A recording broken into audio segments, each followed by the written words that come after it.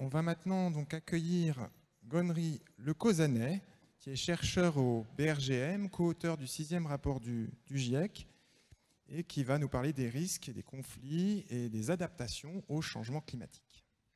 Merci. Alors, attendez, est-ce que ça marche bien? Oui, ça marche bien. Merci de votre introduction. Donc, effectivement, je suis dans le 6e rapport du GIEC. J'étais co-auteur en fait, du rapport sur les impacts, la vulnérabilité et l'adaptation, et plus spécifiquement sur les chapitres en fait, qui portent sur l'Europe, la Méditerranée, et une section sur l'élévation du niveau de la mer, qui est mon sujet de recherche. Voilà. Alors, le fait d'être auteur dans un rapport transverse comme l'Europe, ça fait effectivement qu'on était un peu à la croisée de tout un nombre de sujets, y compris la question des conflits dont je vais vous parler aujourd'hui, même si en réalité je ne suis pas un spécialiste des conflits. Alors, il faut que j'aille dans l'autre sens. Voilà. Et donc ma présentation commence par ce slide, où effectivement vous voyez deux images. La première à gauche, c'est une sécheresse. Et effectivement, dans le rapport du GIEC, vous allez voir qu'il y a beaucoup d'évidence sur le fait que les sécheresses sont un des facteurs climatiques qui favorisent les conflits. Et puis d'autre part, effectivement, des images de Sainte-Soline, où là, on avait un conflit qui était lié à l'eau. En réalité, ce n'est pas un conflit armé, parce que quand on pense à conflit, on pense à conflit armé. C'est un conflit, voilà, plutôt social en réalité. Et c'est plutôt ce genre de conflit en fait, sur lequel le GIEC a des évidences que le changement climatique peut favoriser ce type de conflit.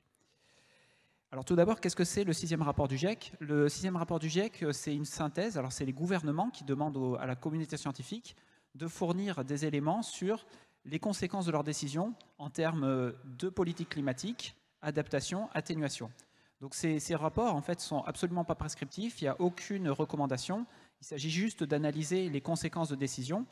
Mais il y a quand même, derrière tout de même un cadre, et ce cadre, c'est celui qui a été présenté tout à l'heure, c'est celui des objectifs de développement durable. On évalue où est-ce qu'on en est au regard des objectifs de développement durable, dans quelle mesure l'adaptation, l'atténuation est compatible avec cela. Et puis il y a un rôle effectivement d'exhaustivité, de neutralité, etc. En fait, tous ces rapports sont neutres. En termes de quantité, disons, de travail, en fait, qu'est-ce que ça agrège? Le rapport d'évaluation, les 3 rapports que vous voyez en bas, c'est 720 scientifiques de 90 pays qui travaillent pendant 4 ans sur le rapport. Pour le rapport du groupe 2, on a reçu 64 000 commentaires, on était appuyé par 700 scientifiques. Donc en fait, effectivement, quand vous avez une phrase dans le rapport du GIEC, elle n'arrive pas là par hasard. Et c'est la raison pour laquelle, dans ma présentation, à chaque slide qui se fait référence à un chapitre, vous verrez en bas à droite le chapitre exact où c'est cité, voire le point du technical summary ou du résumé au décideur qui est approuvé ligne par les gouvernements auquel il est fait référence. Et donc je fais très attention dans ce type de présentation à rester à coller très fortement à ces messages qui ont été élaborés en fait par une communauté scientifique extrêmement importante. Donc vous avez 3 rapports spéciaux sur les terres, les 1,5 degré, l'océan et la cryosphère, et tout récemment ce rapport de synthèse qui est paru en fait il y a un mois sur les ensembles de tous les rapports de ce 6e cycle, et qui vraiment mérite un peu d'attention parce qu'il y a une figure notamment qui porte sur les solutions et qui est vraiment une excellente synthèse. Alors, effectivement, si on essaie de résumer en 2 mots, qu'est-ce qu'on a devant nous? On a une décennie 2020-2029 qui est cruciale, parce qu'en fait, c'est au cours de cette décennie, ce qu'on va faire pendant cette décennie aura des conséquences pendant des centaines d'années, en fait. Et déjà, si on se focalise jusqu'à 2100, ce que vous voyez en fait en noir, là, c'est les observations de température globale. Donc on a déjà 1,1 degré de réchauffement climatique. La totalité est attribuée aux émissions de gaz à effet de serre d'origine humaine. Et puis pour l'avenir, tout va dépendre de nos émissions de gaz à effet de serre. Alors si on faisait du business as usual, et on pense qu'on n'est plus déjà sur des trajectoires de business as usual, on pourrait arriver à 4 degrés de réchauffement climatique global, donc plus en France, puisque les continents se réchauffent plus vite que les océans. Les politiques climatiques actuelles, comme ça a été rappelé tout à l'heure, nous amènent plutôt autour de 3 degrés. C'est la courbe qui est en orange. Donc 3 degrés globaux, ça fait 4 degrés France. Ce sont les scénarios dont on parle aujourd'hui dans les politiques publiques. Et puis en fait, l'ambition, c'est pas juste de ralentir le changement climatique, c'est vraiment de le stabiliser. Bien en deçà de 2 degrés, c'est l'accord de Paris, et si possible 1,5 degré. Ça, ce sont les trajectoires en bleu. Mais effectivement, pour stabiliser le réchauffement climatique, il y a une contrainte, c'est qu'il ne faut pas augmenter les concentrations de CO2 dans l'atmosphère. Donc il ne faut pas émettre plus de CO2 que ce que les écosystèmes et les autres technologies qu'on pourra déployer ne peuvent en absorber. Donc ça veut dire atteindre le net zéro. Donc le net zéro, c'est vraiment une contrainte géophysique, c'est ce qui nous permet de stabiliser le réchauffement climatique. Et donc vous voyez en fait les trajectoires d'émissions de gaz à effet de serre, de CO2 et de méthane qui nous permettent d'atteindre ce net zéro. Ça veut dire quand même dans les 6 prochaines années, diviser par 2 les émissions de gaz à effet de serre. Donc quand on dit la décennie 2020-2029 est cruciale, en fait il ne faut pas oublier qu'on en a déjà passé un tiers. Excusez-moi, voilà. Donc le rapport du groupe 2, il évalue les risques liés au changement climatique. Et donc si vous êtes un spécialiste des risques, vous savez que le risque, on le traite en fait en le divisant en aléas. Donc par exemple, ça peut être l'intensité et la fréquence d'événements tels que par exemple des vagues de chaleur, des inondations. Des enjeux qui sont exposés, qui peuvent être des personnes, des écosystèmes ou des villes, du bâti, en fait, des infrastructures critiques, qui sont plus ou moins vulnérables à ces aléas. Alors, quand on regarde en fait le paysage un peu global qui est dressé par le rapport du GIEC, donc au regard de l'aléa, la situation elle est, disons, plutôt défavorable parce qu'effectivement chaque incrément de réchauffement supplémentaire intensifie les vagues de chaleur, les pénuries d'eau. Alors pourquoi les pénuries d'eau? C'est parce que en fait la demande d'eau en atmosphère est plus importante. En fait, il fait plus chaud, donc les sols sèchent plus vite. Les inondations. Alors pourquoi les inondations alors qu'on vient de dire qu'il y avait plus de sécheresse? C'est parce que 1 degré de réchauffement climatique, c'est potentiellement 7% d'eau supplémentaire dans l'atmosphère. Donc à la fois, l'atmosphère demande plus d'eau au sol, mais elle en réémet également beaucoup plus. En fait, il y a plus de précipitations, et notamment de précipitations extrêmes. Donc voilà, donc ça, c'est la raison pour laquelle on a les inondations. Et puis il y a l'élévation du niveau de la mer. Et puis tous les impacts en cascade qui peuvent en découler, notamment les feux de forêt, par exemple.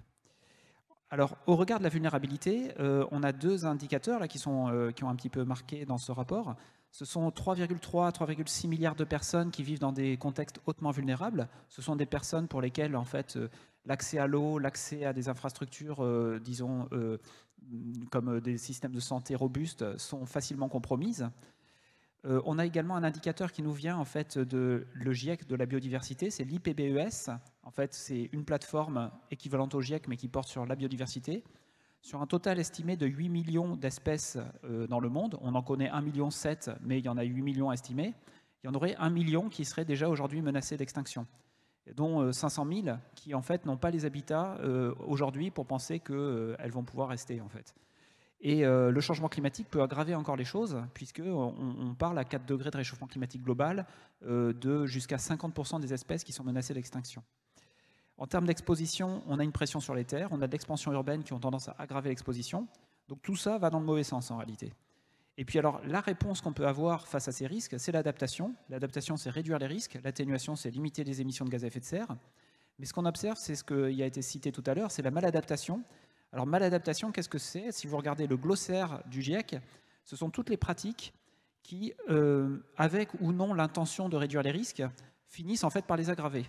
Donc vous avez de la maladaptation qui peuvent être par exemple une intention par exemple, de limiter les risques, par exemple en faisant massivement de la désalinisation de l'eau de mer, mais en le faisant avec par exemple une utilisation d'énergie carbonée, qui va finalement résulter en des émissions, ça c'est de la maladaptation.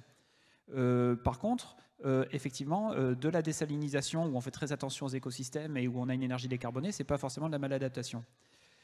Vous avez aussi des pratiques comme par exemple tout simplement des aménagements urbains où le changement climatique n'est absolument pas pris en compte, où vous avez une aggravation de l'îlot chaleur urbain, ça c'est de la maladaptation.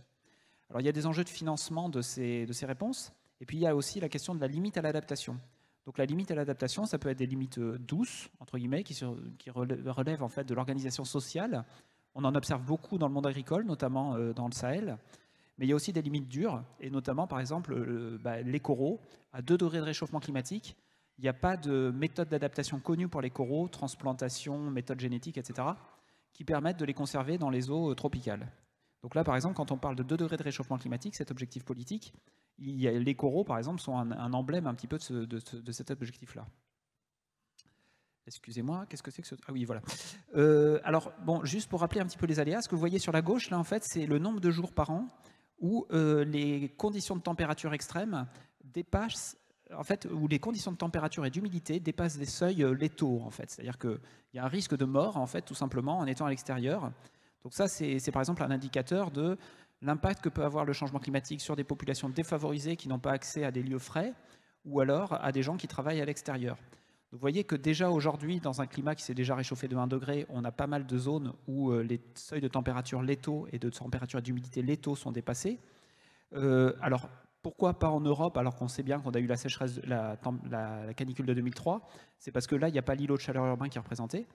Et puis pour les scénarios de réchauffement climatique, vous voyez ce nombre de jours qui augmente. Aujourd'hui, là, vous voyez, le pire qu'on a, c'est quelques dizaines de jours c'est une dizaine de jours par an. Et si vous allez, ne serait-ce qu'en 2050, en Guyane, avec un scénario de réchauffement, disons, assez fort, 8,5, bon, c'est comme très fort, et ben vous avez pratiquement, en fait, 200 ou 300 jours par an où ces températures létales, température et humidité létale, sont dépassées. Donc on parle vraiment de quelque chose qui est quand même potentiellement extrêmement important, avec ce chiffre de 1,7 milliard de personnes supplémentaires exposées à des chaleurs sévères entre 1,5 et 2 degrés. C'est pour ça que moi j'aime bien le nom de cet institut, là, The Transition Institute 1.5. Il ne faut vraiment pas démissionner en fait, sur les 1.5. En fait, chaque fraction de degré qui nous permet d'éviter de faire passer dans le violet vif cette courbe-là aura des conséquences très importantes.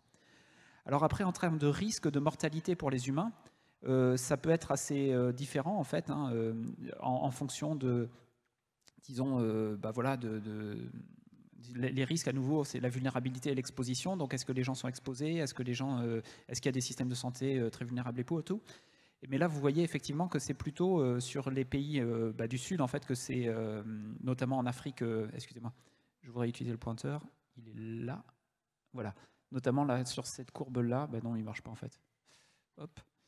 Bon, vous voyez qu'en Afrique centrale, tout simplement, là, vous avez des risques de mortalité qui sont extrêmement élevés. C'est le Sahel plutôt, excusez-moi. Voilà. La suite, sauf que je me trompe à chaque fois. Deux trucs, voilà. Les 3,3 milliards de personnes qui vivent dans des contextes très vulnérables au changement climatique, sans surprise, vous les trouvez plutôt en Afrique, en Asie du Sud-Est, et je fais n'importe quoi avec mon truc, là, je ne sais pas pourquoi, ça ne marche pas très bien. Merci beaucoup. Et puis en fait, ça ne veut pas dire qu'il n'y a pas de population très vulnérable en Europe. Le rapport cite les personnes âgées, tout simplement, à cause des canicules, et puis les personnes en fait, qui sont défavorisées soit socialement, soit économiquement. Hop. J'ai fait à nouveau. Voilà. Et enfin, je rappelle à nouveau ce rapport de l'IPBES, sur lequel on a 5 causes d'extinction de la biodiversité. Donc le changement climatique dont on a parlé, qui est une cause qui est en augmentation, mais en réalité, si vous regardez par exemple les écosystèmes terrestres, vous voyez que la plus grande cause d'extinction d'espèces qui est identifiée, c'est les changements d'utilisation des terres et des mers. Et les autres causes, c'est l'exploitation directe, donc notamment la pêche dans les écosystèmes marins, et puis la pollution, voilà, on en a parlé, nitrates, pesticides, etc. Et puis les espèces exotiques envahissantes, avec voilà, toute une série d'indicateurs qui montrent qu'au regard de la biodiversité, on a également des enjeux qui sont en fait extrêmement importants et extrêmement urgents. Donc quels sont les risques clés en Europe? Alors, on en a un peu parlé, mais les vagues de chaleur, des conséquences pour les personnes, donc voilà, des risques de tout simplement en fait, que notre santé soit affectée ou même qu'on décède pendant des vagues de chaleur. On estime qu'à 1,5 degré, on aura 30 000 personnes qui décéderont par an avec le réchauffement climatique lors des canicules. Et puis les conséquences pour les écosystèmes, et notamment voilà, mortalité d'arbres, etc. Le deuxième risque clé, c'est l'agriculture, les pertes de rendement agricole dues aux vagues de chaleur et aux sécheresses. Les pénuries d'eau, le troisième risque clé, il n'est pas totalement décorrélé du précédent, mais disons que là, c'est plutôt axé sur les questions pour en fait, la production d'électricité, refroidissement de centrales thermiques, remplissage des barrages, et puis également en fait, tout simplement l'utilisation d'eau. Ce risque clé numéro 3, il est tout particulièrement important pour l'Europe du Sud, avec des limites à l'adaptation qui sont identifiées autour de 3 degrés globaux. Et les inondations côtières et continentales. Donc un exemple que je cite souvent, ce sont les précipitations de 2016. C'était un événement en fait, qui est survenu en mai 2016. On a eu des inondations importantes dans les petits bassins versants dans la région parisienne et puis autour d'Orléans. 1,4 milliard d'euros de dommages assurés. Et cet événement a 2 fois plus de chances de se produire dans un climat réchauffé de 1 degré que dans un climat pré-industriel. Donc on a déjà des coûts du changement climatique qui sont importants. On ne les voit pas forcément, sauf évidemment les gens qui se préoccupent beaucoup des assurances. Et en fait, le gros point d'interrogation, ce sont les risques en cascade et combinés qui peuvent résulter de ces risques-là.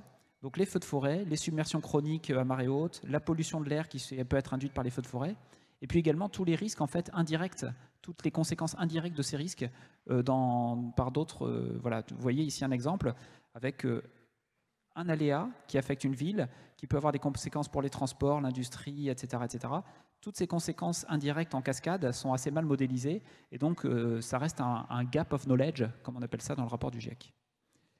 Voilà, et à nouveau, je me trompe de ce truc. Voilà. Donc ces risques, la propagation de ces risques, elle peut se propager entre régions, à travers 4 vecteurs qui sont le commerce, la finance, l'alimentation et les écosystèmes, si vous pensez par exemple aux maladies comme par exemple la dengue, qui devrait se propager de manière beaucoup plus importante hors de ces régions d'origine. L'exemple qui est cité ici, c'est l'exemple d'inondations qui ont affecté la Thaïlande et qui ont affecté des pièces qui sont importantes pour la construction d'automobiles. Les dommages directs, en fait, sont importants, mais ils se sont répercutés en fait, dans tout le système commercial et financier relatif à l'automobile, avec à la fin, en fait, par exemple, vous voyez, des exportations vers la Thaïlande du Japon qui diminuent de 14%, et puis en fait des effets globaux qui sont de l'ordre, vous voyez, les prix des... Alors là, c'est plus pour les questions d'ordinateurs, mais des prix sur les disques durs qui augmentent de 80 à 190%. Et donc ce type de risque en cascade est très mal estimé, mais on voit bien que c'est quelque chose qui peut être très important. Quelles peuvent être les solutions face à ça?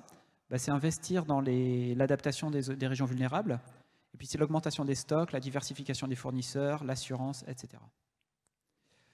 Alors, si vous êtes un acteur financier, en fait, finalement, vous allez vous intéresser aux risques financiers que vous prenez en fait, face à ce changement climatique. Et là, il y a une figure qui vient du rapport du groupe 3 qui est très intéressante, qui est que, effectivement, les risques financiers à long terme, à court terme, ils sont drivés par nos émissions passées. En fait, les décennies 2030-2040, on ne va pas beaucoup infléchir le réchauffement global. À long terme, par contre, c'est clair que si on va vers 3 degrés global, les risques, ils sont extrêmement importants. Donc là, il y aura des coûts très importants. Mais à court terme, il y a un deuxième facteur de risque, qui est le risque de transition, qui est que si vous allez, par exemple, vers 1,5 degré ou 2 degrés, mais que finalement, vos politiques climatiques ont une crédibilité qui est relativement faible, et bien là, à court terme, vous faites courir des risques financiers assez élevés à vos investisseurs. Donc vous voyez, en fait, il y a ce risque également que la transition, on y aille en fait sans trop être sûr qu'on la réalise vraiment. Et là, c'est un risque en fait pour des investisseurs. Voilà, c'est la manière à travers laquelle les réponses peuvent devenir des risques. Alors il y a également le risque de pratiques maladaptatives, le risque de géo-ingénierie qui était évoqué tout à l'heure, et bien d'autres également. Voilà. Et là, donc, j'arrive sur les conflits. Alors, quels sont les types de conflits qui sont évalués dans le rapport du GIEC? Donc là, je parle essentiellement de conflits qui présentent un enjeu pour la sécurité. Donc ça peut être des conflits sociaux avec ou sans violence, des conflits armés à l'intérieur d'un État ou entre États. Ce que nous dit le rapport du GIEC, c'est plutôt en fait les conflits sociaux avec ou sans violence, voire les conflits armés à l'intérieur d'un État qui peuvent être favorisés par le réchauffement climatique. Il y a un seuil de gravité qui est identifié. En fait, on considère qu'à partir de 1000 morts par an et pour un pays, effectivement, la situation devient très grave. C'est le seuil en fait, de définition classique d'une guerre, hein, tout simplement. Et ce qu'on nous dit le rapport du GIEC, c'est qu'autour de 4 degrés de réchauffement climatique global, ce seuil de gravité peut être dépassé, mais avec beaucoup de prudence. Hein, vous allez voir, je vais aller un peu plus dans le détail. Il y a des exemples qui sont cités dans le domaine de l'eau, des ressources naturelles, et puis aussi la question de l'adaptation dans les zones de conflit qui est traitée. Donc le risque, en fait, finalement, qu'il peut y avoir, hein, c'est on a des conflits sociaux avec ou sans violence, éventuellement des conflits armés à l'intérieur d'un État, mais c'est le moment où on aurait en fait un point de bascule social qui nous amènerait dans une spirale en fait d'instabilité économique, sociale, politique. Donc c'est vrai que dans le rapport du GIEC, on parle beaucoup en fait de points de bascule au niveau du système climatique, par exemple la partie ouest de l'Antarctique ou la stabilité de la forêt amazonienne. Mais toutes ces questions en fait, de social typing point, de points de bascule sociaux, c'est typiquement le sujet ici. Donc, en ce qui concerne les conflits armés dans un premier temps, alors les conditions... Alors tout d'abord, la première chose, c'est que les conflits armés inter-États, en fait, le rôle du changement climatique, il est très mineur. Il est bien plus faible que les facteurs en fait, politiques et puis les autres facteurs typiques des conflits armés. Mais il y a quand même des conditions dans lesquelles le changement climatique peut exacerber ces conflits. Et donc, avant tout, à l'intérieur des États, c'est un faible développement économique, une marginalisation politique, une dépendance forte à l'agriculture et une gouvernance fragile. En fait, là, si vous regardez cette figure, qui est extrait du chapitre 16, mais que vous retrouvez également dans le Technical Summary, en fait, on voit les conditions dans lesquelles... oui, j'ose pas toucher au truc. Ce que vous voyez, en fait, c'est vous avez Armed Conflict, là, tout en bas, à droite, avec les risques pour la paix et la mobilité des humains. En fait, vous voyez que... merci. Il faut que les conditions d'aléa, les conditions... Donc, en fait, il faudrait que le changement climatique soit très fort, il faudrait que les conditions de vulnérabilité et d'exposition soient très défavorables et que l'adaptation soit très faible pour qu'on ait une influence très importante du changement climatique sur les conflits armés. Donc ça, c'est ce que nous dit le réchauffement climatique. Si vous comparez, par exemple, à la question de la pénurie d'eau, eh bien là, en fait, il n'y a pas besoin de grand-chose. Il suffit d'une situation un peu défavorable au regard de l'exposition et de la vulnérabilité, et vous êtes à peu près sûr d'avoir des problèmes de pénurie d'eau. Donc ça, c'est un premier point, c'est sur les conflits armés. Un point important, c'est qu'effectivement, on a beaucoup de conflits armés qui sont liés à des questions de sécheresse. Voilà, on pense à la Syrie. En fait, bon, la Syrie, en réalité, il y a quelques articles qui ont suggéré que la sécheresse en Syrie avait pu déclencher ce conflit. Là, il n'y a pas d'évidence. En fait, le GIEC conclut que ce n'est pas clair. Mais tout de même, c'est vrai que la sécheresse est quelque chose qui est favorable au conflit. Mais ce que nous dit également le rapport du GIEC, c'est que la littérature scientifique nous indique que les problèmes liés à la sécheresse, quand ça affecte plusieurs États, ça peut également générer davantage de coopération. Et en fait, c'est ce qu'on voit le plupart du temps, en fait. Plus de coopération en réponse à une sécheresse qui affecte plusieurs États. Excusez-moi. Voilà. Alors maintenant, les conflits sociaux. Alors là, les conflits sociaux, effectivement, c'est plus ce qui peut se produire dans un État comme la France, tout simplement.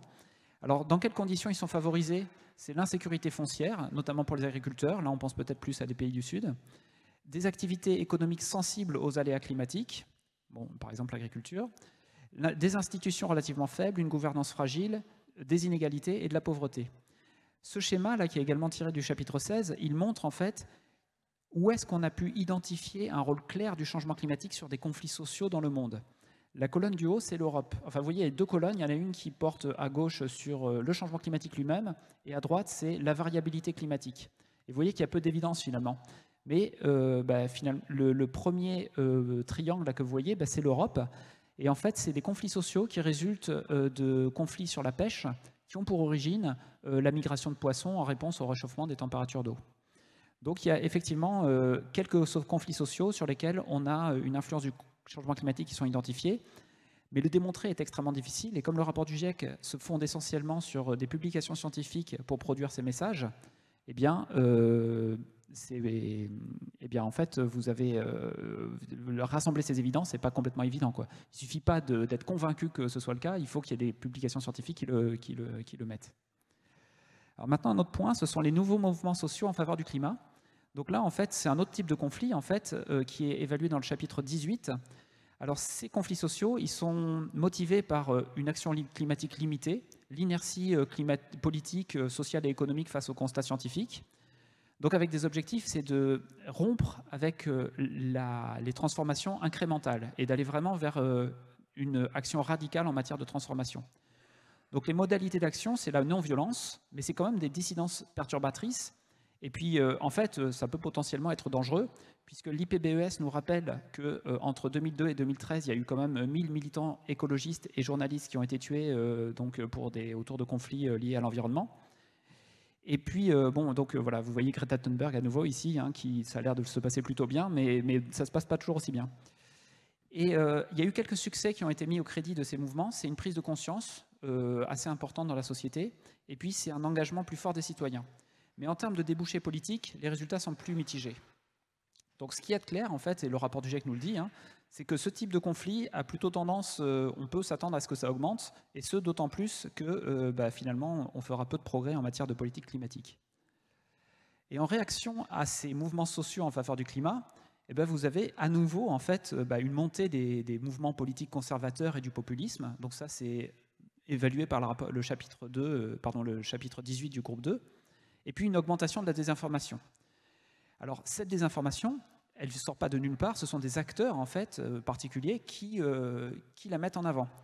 Alors ça peut être des acteurs économiques, et ça c'est mis en avant par nos collègues du chapitre 14 sur l'Amérique du Nord. Voilà, ils ont mis en évidence effectivement que la désinformation sur le changement climatique, elle a été organisée et qu'elle a des conséquences négatives en termes d'adaptation en Amérique du Nord. Ça peut être également des objectifs politiques. En fait, le chapitre 18 nous dit clairement que le monde politique, c'est un monde dans lequel on voit finalement beaucoup d'acteurs qui essaient de limiter la rapidité des transformations.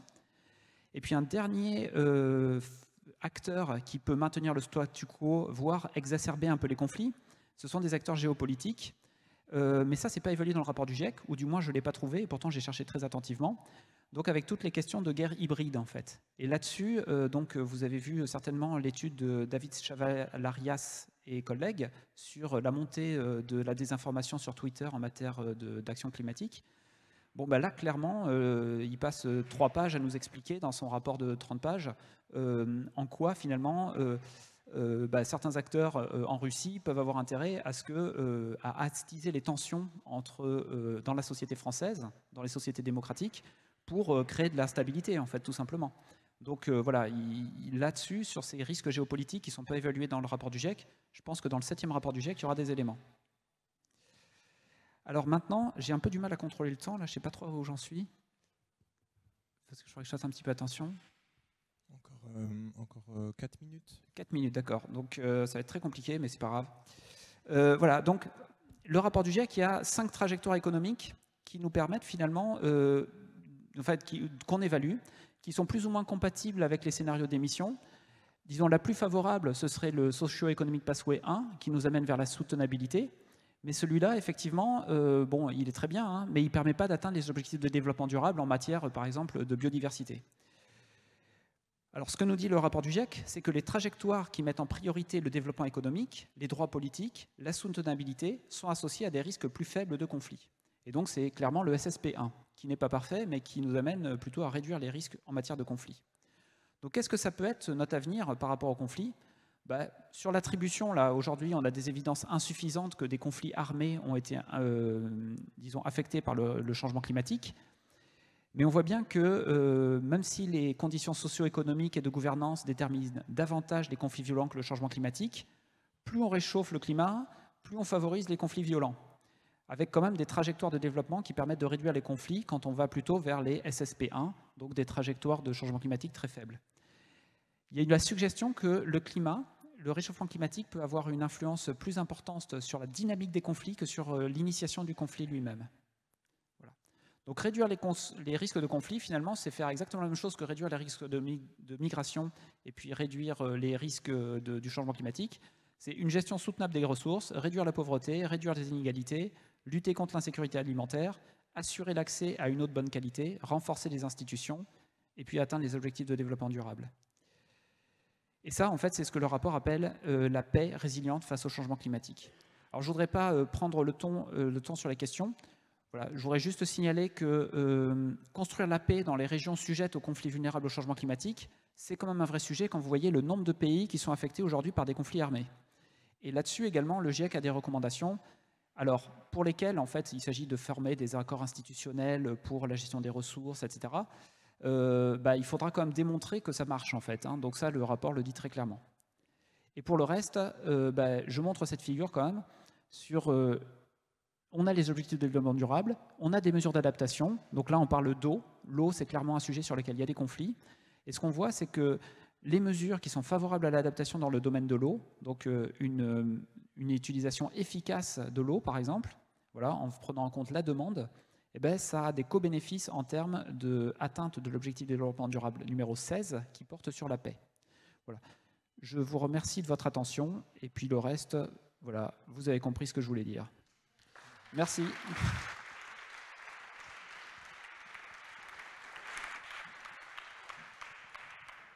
Merci beaucoup. Alors, on peut maintenant passer au temps d'échange avec les questions-réponses. Alors, question tout là-haut. J'ai rien à dire au sens à rajouter à ce que tu viens de dire, c'est très clair. Il y a une chose que je voulais souligner. Bon, j'étais membre du rapport de synthèse et en charge dans le groupe 3 des questions sur l'action. Il y a un truc, en plus c'est scientifique, parce que j'ai une remarque critique sur notre truc. Les SSP qui sont là sont des scénarios stylisé de monde où il y a très peu d'économies, ce qui fait que quand vous regardez les scénarios qu'on utilise vraiment dans le GIEC, c'est d'autres scénarios-là dès qu'on passe au problème économique. Ça, c'est pour le prochain rapport, il faut arrêter de faire ça. Mais pourquoi je dis ça? C'est qu'il y a une partie du rapport après qui dit il y a disruptive changes.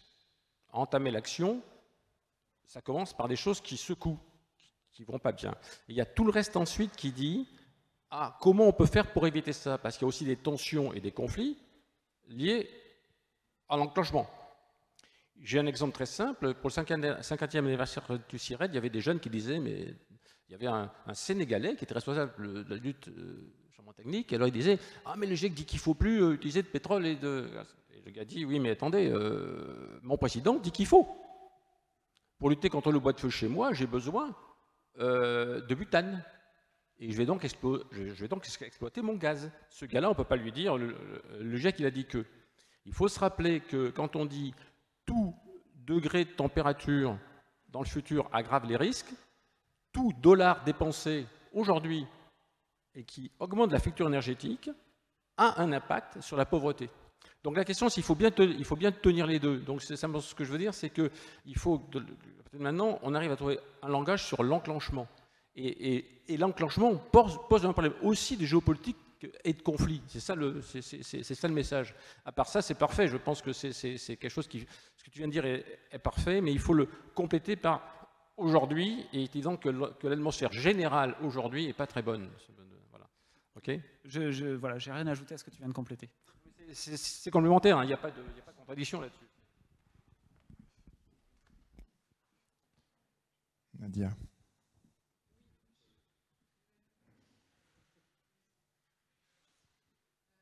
Merci beaucoup pour ta présentation. Ma question, c'est dans le deuxième volet, est-ce que tu as trouvé finalement beaucoup de références de travaux académiques pour sous-tendre les résultats que tu nous as présentés sur les conflits? J'ai l'impression qu'il y a quand même assez peu de littérature, assez peu de recherche. Effectivement, c'est dit assez clairement dans le chapitre 16 qu'il y a quand même un biais géographique assez fort. C'est en gros la zone Sahel, le Moyen-Orient, en fait, qui drive essentiellement la littérature sur le sujet. Donc il y a quand même une alerte, c'est que tout ce qu'on dit là, c'est basé sur une région qui n'est pas en fait l'ensemble du monde en fait. Donc très clairement, il y aura certainement dans le 7e rapport du GIEC beaucoup de choses à dire sur voilà, beaucoup de littérature supplémentaire. Voilà. Moi j'étais très surpris de ne pas voir cet aspect sur les guerres hybrides par exemple dans le groupe 2. Je pense que c'est lié à un manque de littérature, mais voilà, on voit bien que c'est quelque chose d'extrêmement important, quoi. Alors une question. Bonjour, Carole Le Gall, Total Énergie. Je voulais juste peut-être apporter une clarification parce que sur une des slides apparaissait le nom de notre entreprise avant son changement de nom par une étude de deux chercheurs qui ont montré que le sujet du réchauffement climatique était bien connu, avait d'ailleurs fait l'objet de communication interne dès les années 70 au sein de l'entreprise Elf et Total. Et il y a un espèce de raccourci qui fait dire à la presse, alors que d'ailleurs c'est pas tout à fait écrit comme ça dans l'article, il n'y a aucune preuve que derrière il y ait eu des actions de désinformation. C'est un espèce de raccourci qui est fait.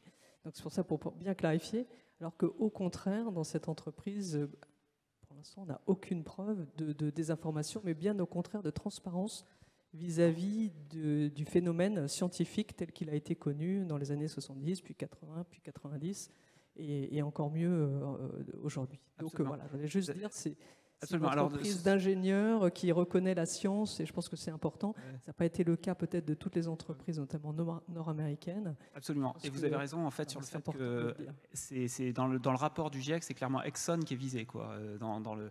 Bon, voilà, cela dit, voilà, Voilà, merci de ne pas porter de confusion. Mais tout de même, je voudrais préciser quelque chose, c'est que j'ai signé une tribune, et donc j'en suis complètement solidaire, il y a quelques mois, en fait, sur la stratégie climatique de Total. Donc on a passé quelques jours, en fait, à plusieurs auteurs du GIEC à regarder très attentivement cette stratégie. Et clairement, si vous voulez, ça ne s'inscrit pas dans un monde à 1,5 degré.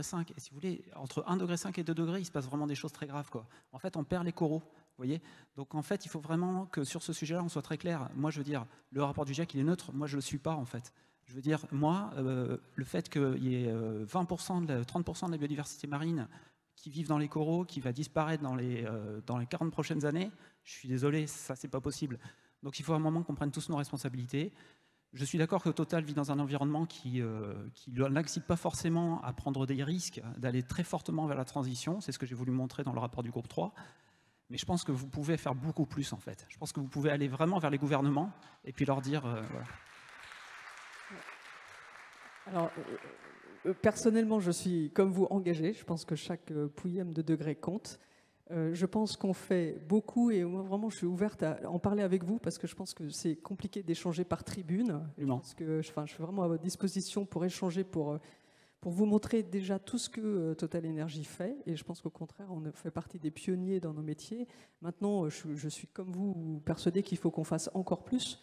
Mais justement, je pense qu'il faut déjà voir comment réfléchir ensemble sur comment faire encore plus au lieu de critiquer ce qu'on fait déjà. Voilà. Mais en tout cas, puis je suis vraiment à votre disposition pour débattre de ça, parce que pour nous, c'est hyper important de se sentir reconnu sur ce qu'on fait de bien, poussé pour faire encore plus, et parce qu'on est persuadé que de toute façon, tout seul, on ne peut rien. Hein. Et pour finir sur une touche positive, j'ai aucune critique sur les 7 milliards d'euros que vous engagez tous les ans sur en matière d'investissement sur les renouvelables. C'est les 7 autres milliards d'euros qui vont sur les énergies carbonées qui me posent problème.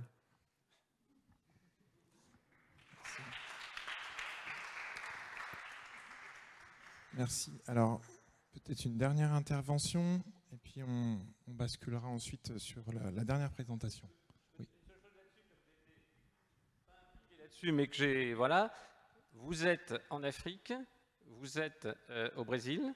J'ai fait partie d'une réunion avec des gens de Environmental Defense Fund qui défendent ça. Comment vous dites que c'est la faute à Total parce que les mécanismes de coopération internationale de transfert nord-sud de financement n'ont pas été faits par la faute des gouvernements, sachant que les pays sur place, si vous ne donnez pas de l'électricité avec une alternative crédible, ils boufferont, ils vous demanderont du gaz et du pétrole. Donc là-dessus, il y a un problème de lâcheté un peu global. C'est facile. Je ne défends pas Total, hein, je m'en fous. Mais simplement, aujourd'hui, le problème, c'est qu'aujourd'hui, pas demain, aujourd'hui, qu'est-ce qu'on fait pour enlever les barrières qui font qu'il y aura une demande de pétrole et de gaz, quoi qu'on dise sur 1 degré. Et c'est pour ça que c'est important la différence entre 1,5 degré et 2, parce qu'entre les deux, il y a une marge de manœuvre. Autrement, vous risquez un truc terrible. C'est comme c'est foutu. Vu la dynamique qu'il y a dans les pays en développement, 2/3 des investissements pour le bas carbone doivent être faits dans les pays en développement. Donc on peut se faire plaisir ici. Oui. 2/3 dans les pays en développement. Et ça, tant que ce n'est pas réglé, on fait du wishful thinking. Absolument. Donc là, c'est un problème de responsabilité politique à nous, de ne pas se faire plaisir et de regarder sur quoi on doit militer pour que cette réorientation se fasse. Alors dans le chapitre 18 en fait, du groupe 2, il y a toute une section sur les zones d'engagement. Et donc là, j'ai parlé en fait des nouveaux mouvements climatiques en fait, parce que ça rejoignait la question des conflits. Mais par exemple, il y a l'engagement dans les entreprises, il y a les engagements, par exemple, politiques, tout simplement. Et donc, il y a des choses en fait qui permettent. Mais bon, il faut bien constater qu'aujourd'hui, ça avance pas très vite. Hein. Et oui, politique, je l'ai bien dit. Ouais, politique. Et d'ailleurs, dans le groupe 3, il y a encore mieux en fait. Il y a le chapitre 13. Vous avez carrément un cross-chapter paper sur les politiques où on apprend vraiment des choses très importantes, et notamment sur les institutions. Quelles sont les institutions qui favorisent finalement le changement climatique ? Finalement, c'est des institutions plutôt très démocratiques, des parlements qui sont élus à la majorité, disons pas des scrutins majoritaires, des scrutins proportionnels. Voilà, ça favorise le changement climatique, ça favorise les compromis. Des choses, en fait, on cite même le bicamérisme en fait, dans ce rapport. Donc il y a vraiment des choses où on peut vraiment regarder de très attentivement. Moi, ce que je regrette un peu, c'est sur ces rapports du GIEC, je l'ai déjà présenté beaucoup, hein, mais en fait, toujours de manière extrêmement superficielle. Et en fait, il y a des milliers de pages, en fait. Il y a des choses vraiment très intéressantes. Et au Danemark, il y a des gens qui l'ont lu à la radio, des étudiants. En fait, ils sont passés à la radio et ils ont lu les rapports du GIEC, à la radio, tout simplement. Et en fait, il y a tellement d'informations dans ces sujets-là. Moi, j'en connais quoi de ce rapport du GIEC? J'en connais même pas 25%. Merci beaucoup pour toutes ces informations.